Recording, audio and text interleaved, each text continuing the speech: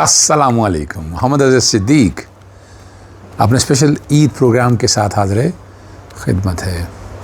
वहीद हुसैन एक दौर में बड़ा फेमस एंकर्स थे, लेकिन आपको पता है जो हालात बनते हैं और क्या होते हैं। लेकिन पहले ईद मुबारक है आपको, ईद उल अज़हा की खुशियाँ मुबारक हों, आसानी रहे। ये ईद ऐसी है जो भूली नहीं जा सकती। क्यों नहीं भूली जा सकती? इमरान खान जेल में है। वैसे तो इमरान खान पिछली ईदें भी जेल में था, लेकिन दूसरी तरफ गज़ा के लोगों को जो करबला बरपा है, हम जो मर्ज़ी करते रहे। हम कहें जी हमने हज कर लिए हैं, बिल्कुल हज कर लिए हैं जी, वो तो रब ने कबूल करने हैं। और आप इतनी आसानी से हज तो नहीं कबूल करता ना आपने जुल्म और सितम किए हों, पहाड़ गिराए हों, आपने यानी क्या मिला कि आपको यानी आप समझते हैं कि ऊपर कोई देख नहीं रहा, मेरा रब सब देखता है, वो सब लिख रहा है। मुनकर नकीर क्या लिख रहे हैं, अगर इतनी समझ आ जाए तो जुल्म बंद कर दें। आप रियासत के नाम पर बेवकूफ़ नहीं बना सकते कौम को। क्या हो किसी हुक्मरान को इजाज़त है कि वो नाक का कत्ल करे किसी का? बता दें कि कुरान मजीद में आया वो नाक कत्ल करे किसी का, नाक जुल्म और ज़्यादती करे किसी के साथ? ये बिल्कुल नहीं है, कहीं भी नहीं है। ये बात याद रखनी है हमें। और ये जुल्म का हिसाब कभी ना कभी होना है, जो ये 3-3.5 साल के अंदर हुआ है। ये किसी ना किसी वक्त एहतसाब होना है। ग़ज़ा के मुसलमान को भूल नहीं सकता। चलते हैं वहीद हुसैन साहब की तरफ। वही साहब से आपको पता है इसमें आजकल यही है कि ईद पहले और अब में फ़र्क क्या है। क्या ईद हम मना भी सकते हैं? क्या ज़ेब भी देता है? ये सारा कुछ सुनिएगा वो क्या कहते हैं। तमाम जो हमारे मुसलमान पूरी दुनिया में क़याम पज़ीर हैं, उनको ईद जो है उसको मुबारकबाद कहते हैं। ख़ासकर पाकिस्तानी जो पूरी दुनिया के अंदर पाकिस्तानी हैं उनको भी ईद मुबारक। तो हम इसके साथ साथ ज़ाहिर है कि हम ईद मना रहे हैं, अपनों में खुशियों में कुर्बानी लोग कर रहे हैं जो सुन्नत इब्राहीमी है उसके ऊपर अमल करते हुए। लेकिन दूसरी जानब जब हम मिडल ईस्ट की तरफ जब हम निगाह डालते हैं, ख़ासकर ग़ज़ा के जो मुसलमान हैं, वहाँ पे हमारी जो बहनें हैं, भाई हैं, बच्चे हैं, बूढ़े हैं, वहाँ पे जो हालात हैं, यानी भूख और अफलास है, हर तरफ तबाही है, हर तरफ खून है।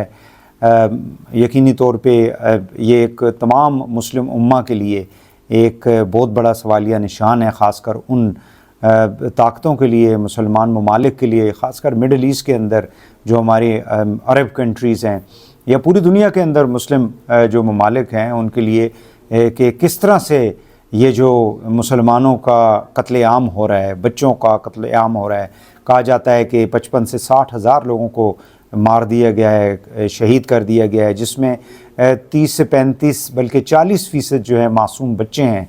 यानी आप अंदाज़ा लगाएं कि 20 से 25 हज़ार बच्चों को वहाँ पे कत्ल कर दिए गए। तमाम जो हॉस्पिटल्स हैं ग़ज़ा के उनको तबाह कर दिया गया है, तमाम स्कूल, तमाम उनका जो इंफ्रास्ट्रक्चर है उसको तबाह कर दिया गया है। लेकिन इंटरनेशनल कम्युनिटी जो है वो टस से मस नहीं होती है। ये बहुत ही अफसोस की बात है।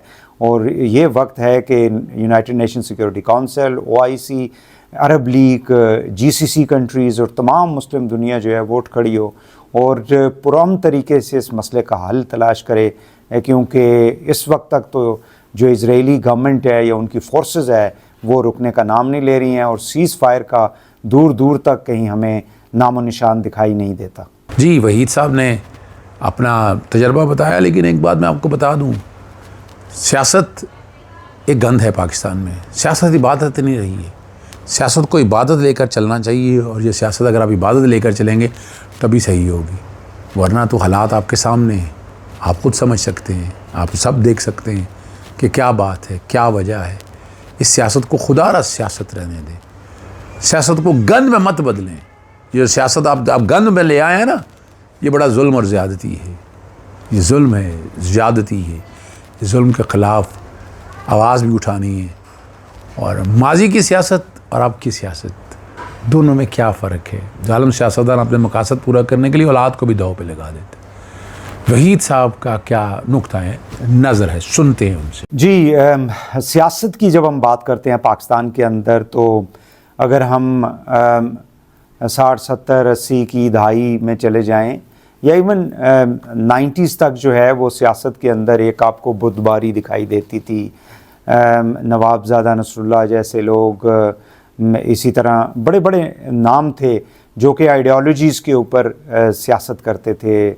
خود محترمہ بے نظیر بھٹو صاحبہ تھی، اسی طرح ANP کی جو لیڈرشپ تھی، اسی طرح نیشنلسٹ جو تھے وہ اختلاف رائے ضرور رکھتے تھے.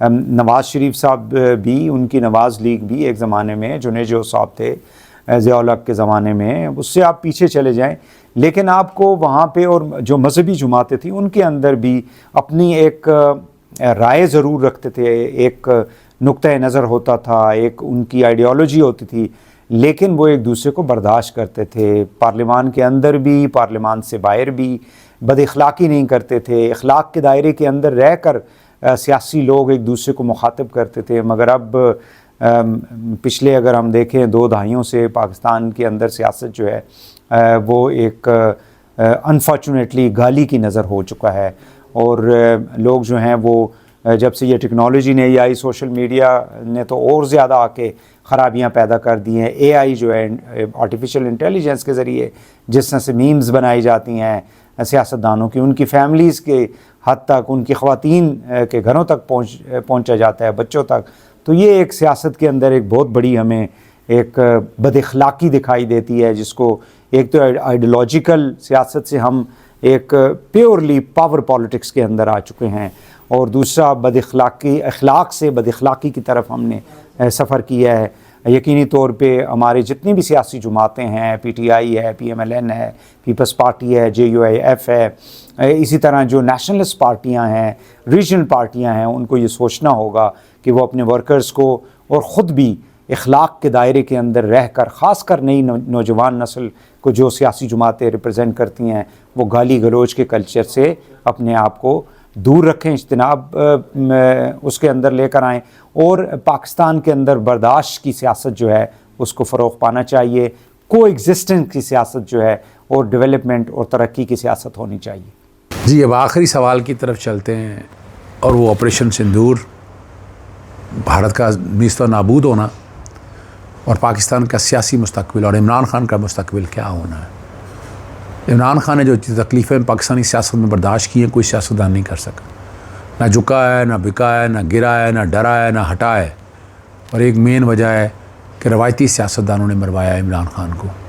روایتی سیاستدان اپنا نقطہ نظر لے کر چلتے ہیں، اپنا طریقہ کار وہی تو ذہن سے پوچھتے ہیں. جہاں تک آج کل جو خاص کر انڈیا کے ساتھ جو ہمارا ایک لمیٹڈ وار ہوئی، اس کے بعد کی جو صورتحال، اس کے اندر ہم نے دیکھا تھا کہ تمام پورا ملک جو ہے، چاہے وہ across the political divide, PTI، Peoples Party, PMLN، تمام یعنی اپوزیشن گورنمنٹ جو ہے وہ آپ کو ایک پیج پہ دکھائی دیتے تھے.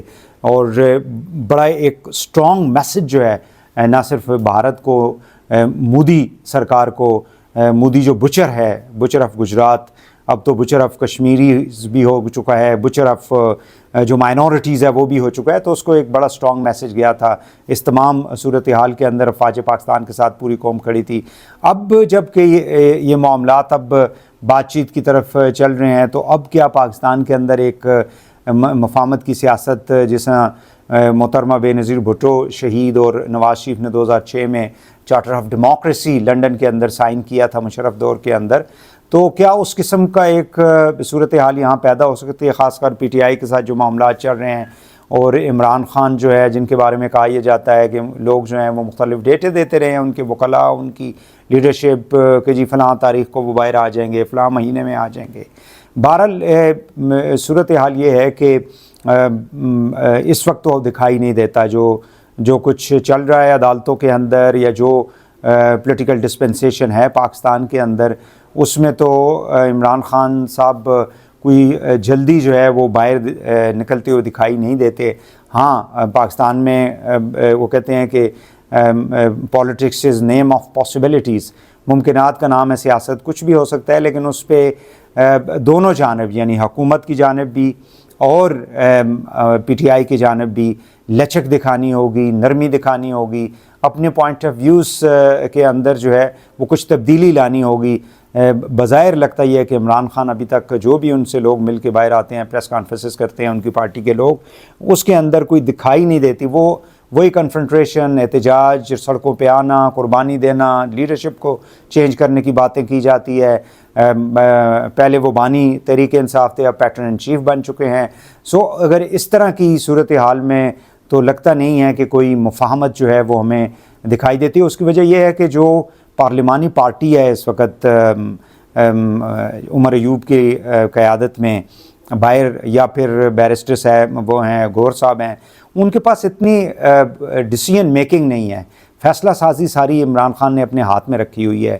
لہٰذا جب تک عمران خان نہیں چاہیں گے، اور جیسا کہ وہ کہتے ہیں کہ کسی قسم کی کوئی بات چیت نہ اسٹیبلشمنٹ سے ہو رہی ہے نہ باقی کسی سے کرنی ہے، تو اس صورتحال میں عمران خان کا باہر نکلنا یا ملک کے اندر ایک پرماننٹ جو مفاہمت کی سیاست جس کو ہم کہتے ہیں، کو ایگزسٹنس کی جو سیاست جس کو ہم کہتے ہیں، وہ انفارچونیٹلی نیئر فیوچر میں تو دکھائی نہیں دیتی ہے انٹل کہ جو تمام اسٹیک ہولڈرز ہیں وہ اپنی اپنی جگہ کے اوپر اپنی پوزیشن سے کو دوبارہ سے ریویو نہ کر لیں. اجازت چاہتا ہوں. السلام علیکم. اللہ حافظ. پاکستان زندہ باد.